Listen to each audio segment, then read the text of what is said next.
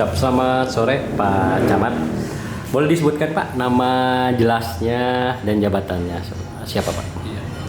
Nama saya Dr. Andes Tatang Suryana, Ya. jabatan sama Pak Menteri. Oke, Pak, boleh sedikit dijelaskan Pak terkait bencana yang melanda kecamatan Bapak Pak, khususnya di kecamatan Pamengpeuk seperti apa Pak kronologisnya Pak?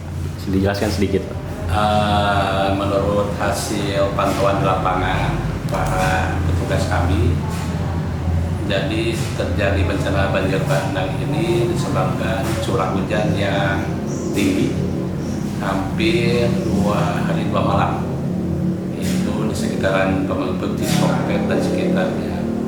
Nah, maka terjadi luapan air yang sangat besar, dan frekuensi waktunya ketika banjir kalau 2020 itu setengah jam, Ya. banjir itu kalau ini setengah jam turun naik lagi sampai durasi waktu 2 jam banjir. 2 jam, boleh Pak. Nah ini Pak, ada berapa desa Pak yang terdampak Pak? Yang terdampak ini 5 desa: Desa Bojong Kidul, Pamengpeuk, Desa Sirna Bakti, Paas, dan Mandala Kasih. Ya. Yang paling parah banyak korban, yang terdampak 4 korban. Ini Desa Pamengpeuk, Mandala Kasih, Paas, menyusul Sirna Bakti dan Bojong Kidul.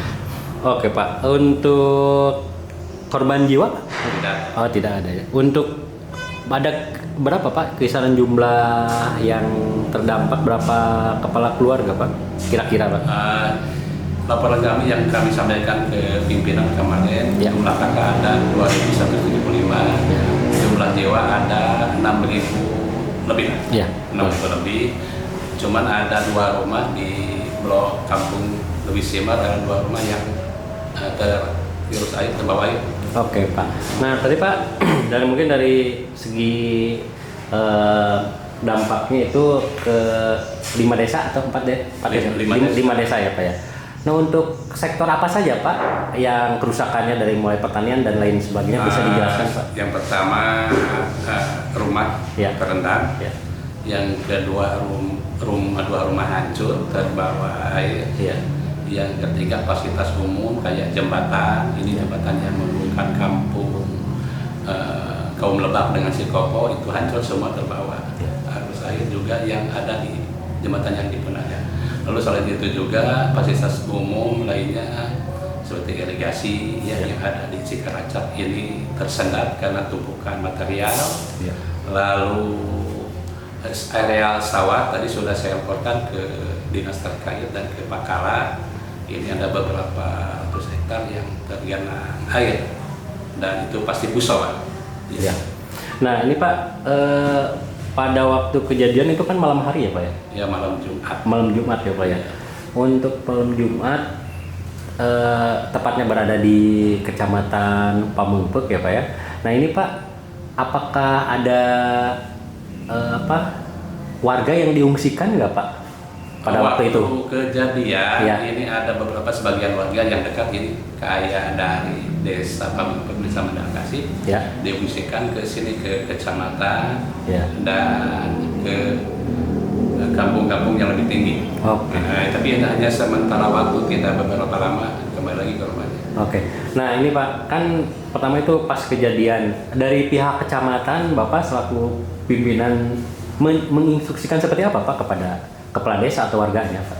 Yang pertama melakukan evakuasi jiwa dulu, Ya. personal jiwa dulu karena itu lebih penting.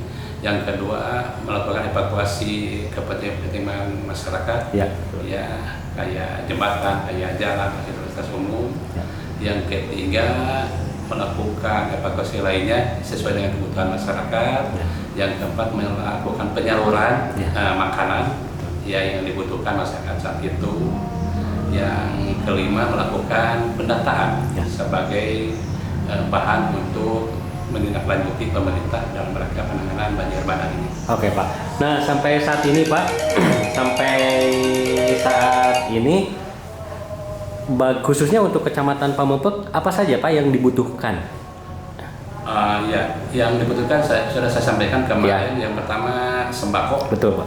Yang kedua kebutuhan sandang dan papan, karena kalau sandang itu banyak yang hanyut terbawa air, lalu papan yang rusak yang jebol kayak fasilitas umum, rumah warga perlu perbaikan Oke. ke depannya. Berarti itu ya Pak. Nah, boleh Pak, terakhir Pak, boleh disebutkan Pak harapannya Pak dari Bapak, harapan kedepannya seperti apa Pak? Harapan saya kemarin sebagaimana ketika saya rapat pada hari Rabu sebelumnya di BPBD, yang pertama ada pemulihan pengreboisasi ya di kawasan hulu, terutama di daerah-daerah hutan yang sekarang sudah alih fungsi, itu dikembalikan ke asalnya menjadi fungsi hutan lagi. Yang kedua, adanya penyodetan sungai, karena ada pertemuan dua sungai antara Cikasau dan Cipalegu di daerah sekitar Desa Mandakasi. Ini kesananya dangkal. Ketika air bertemu terlalu banyak, akhirnya naik jadi banjir. Itu harus ada penyodetan sungai. Yang kedua. Oke. Mungkin Pak